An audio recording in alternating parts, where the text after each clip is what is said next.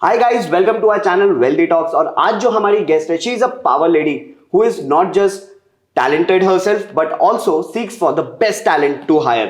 Well, आज हम जिनसे बात करने वाले हैं, उनकी ना ही हम सिर्फ लाइफ जर्नी और इन्वेस्टमेंट जर्नी कवर करेंगे, बल्कि we will also talk to her in terms of finance and finances and whatnot, and explore her views as a HR specialist. So people, welcoming Ms. Payal Nambiar, Senior Vice President and Head HR at Spinny. An employee has a pulse within the organization. So if you're able to understand that pulse, then you're able to engage with them better. We are now in a very unique paradigm of looking at the physical world and the digital world.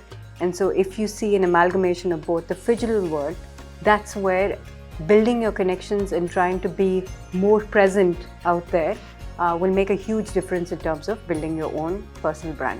Look at it as a long-term journey, right? And look at your investments as, are you making choiceful decisions in your finances?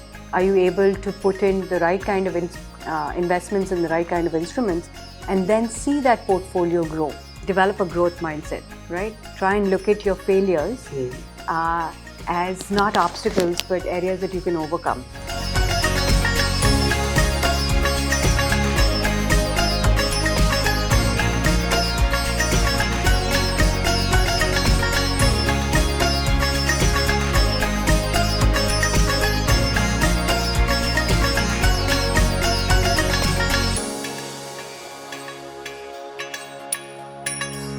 Thank you so much, ma'am, for joining us here today on our show, Wealthy Talks. You're most welcome, Kanishk.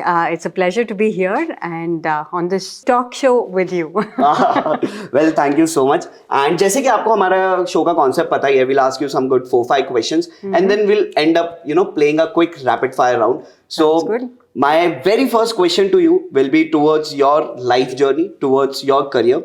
That we all know that you are a HR specialist. You have been in this field for quite a long time. So my question is, how did you become passionate about this field, and why did you particularly choose, and you felt ki yaar, whatever I have to do now, I'll do it in this particular field only? Okay, that's a great question. Yeah. And several people have actually asked me this question. So I hail from an HR background.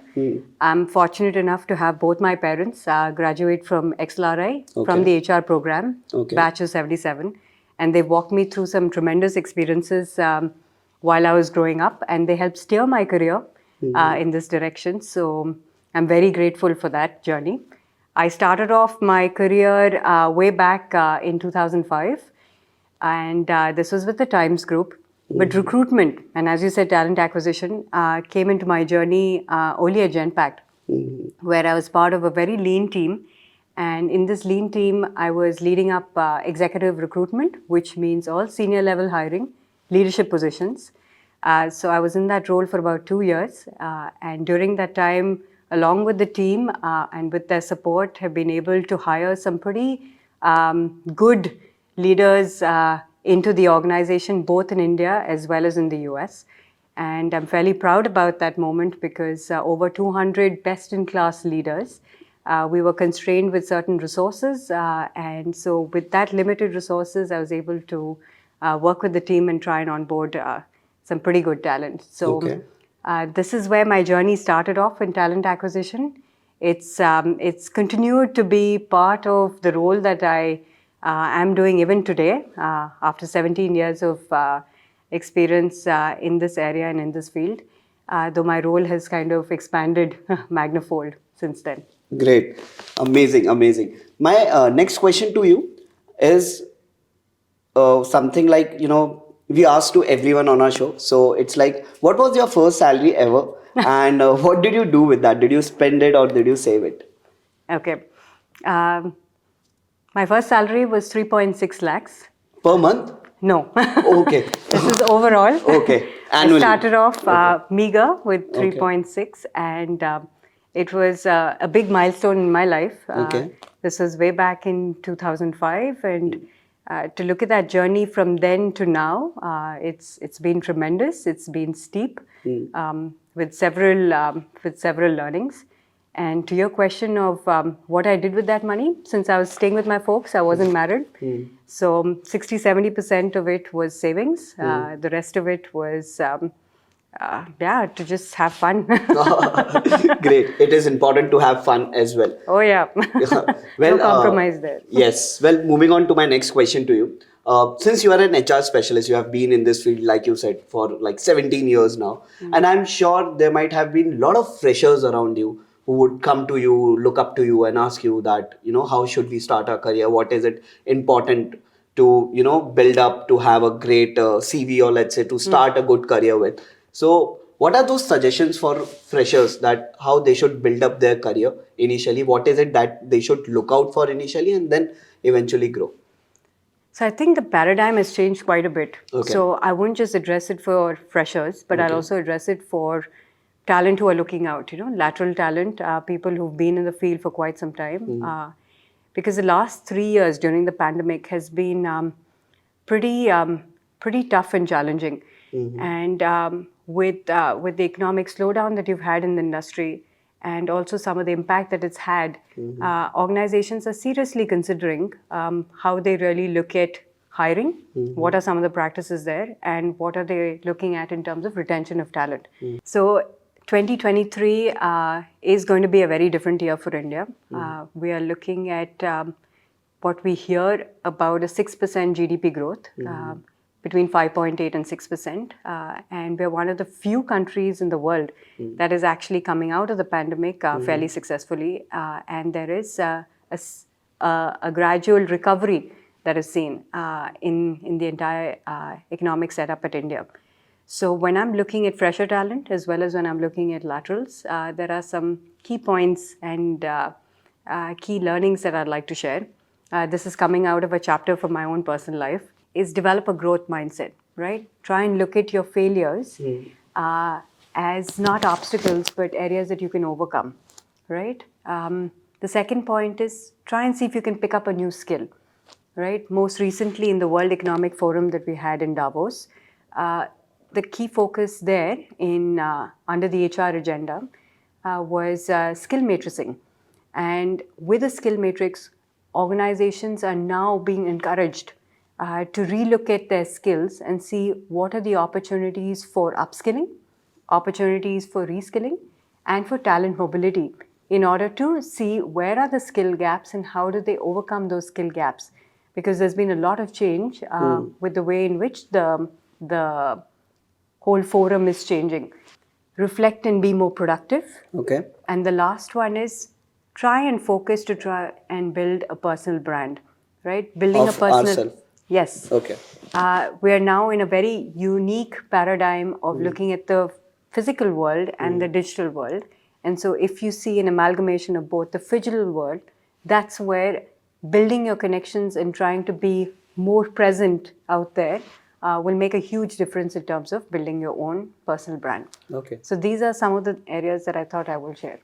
Great. Perfect. So, moving on to my next question to you. Now, it is more about your financial journey. Since you have been working from past 17 years, you started from 3.5 lakhs annually. I'm sure you must have reached at a really good place today. So, how has been If you're your... trying to get me to disclose it, I'm not disclosing. No, I'm not. I know you won't. But let's understand, when did your financial investment journey start? How did you start it? Who inspired you, or did you just thought, yeah, let me learn it on my own? And what are the financial instruments that you have been investing in, and how does it look like today? I think a lot of guidance has come in from both my parents. Okay.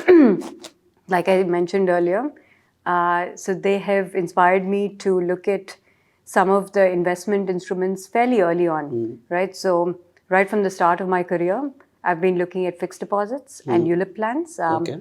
And through the systematic investment plan, which is your SIP, a nominal amount goes in every month into the portfolio. And since then, we've had a couple of financial crises that has happened, be it in 2008 and then a few years after that.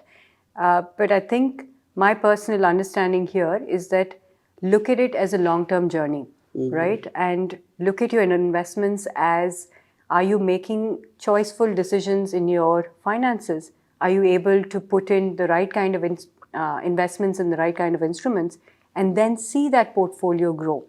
So the nominal amount that I put in over the years of time, I've been able to add more within that corpus, and it has grown steadily, right? So the idea is not short-term wins. The idea is a long-term gain, and I'm truly happy about how secure I feel and how empowered I feel as a result of some of these decisions that I made really early on, and I continue to. Yeah. Great, perfect. So, like moving on to my very last question to you. This is more towards your failures or regrets. So, throughout your life, be it personal or professional, do you have had instances where you have felt, yeah, this has been my biggest failure? And what did you learn out of it? And what would you like to tell our viewers that don't do this? Okay. I'm actually very fortunate that I haven't had very large failures. And I've had several challenges. And as a result of that, you have coping mechanisms and you have learnings that come out from it. But I think life is like a river, right?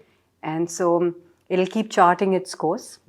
You will have small, tepid, waves to coming up to rapids, and then you see how you tide through it. But every part of my journey, I've not had any kind of regrets. I've only looked forward, and I think that's how I've been, I think to some extent or most extent, fairly successful.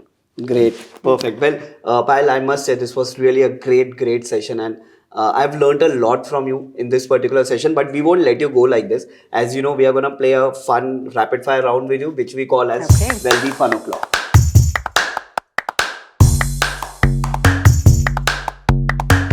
Okay, so my very first question to you is, would you rather save more or invest more? I'm going to invest more. Correct, because it's wealthy talks, you have to invest more. Well, moving on to my second question, would you rather hire someone as per their experience or education? Experience. Experience. And if you have to ask me over and above experience, it'll be attitude. Great, perfect. Third question, top 3 strategies to engage someone, not someone, but your employees at a workplace. How do you engage someone? I think just connect up with them more. Okay. An employee has a pulse within the organization. So if you're able to understand that pulse, then you're able to engage with them better. Some of them have learning asks. Some of them just have asks around, am I getting my salary on time? Are my reimbursements being paid on time? And so if you're able to engage better, I think we're able to understand a wider demographic across different levels, across different regions. And yeah. Great. My fourth question to you, best networking tool you use? I use LinkedIn. LinkedIn. Perfect. Great. I knew. She's an HR. Yeah, come on. She'll use LinkedIn more. Last question to you. What would you choose? Hybrid model, work from home or work from office?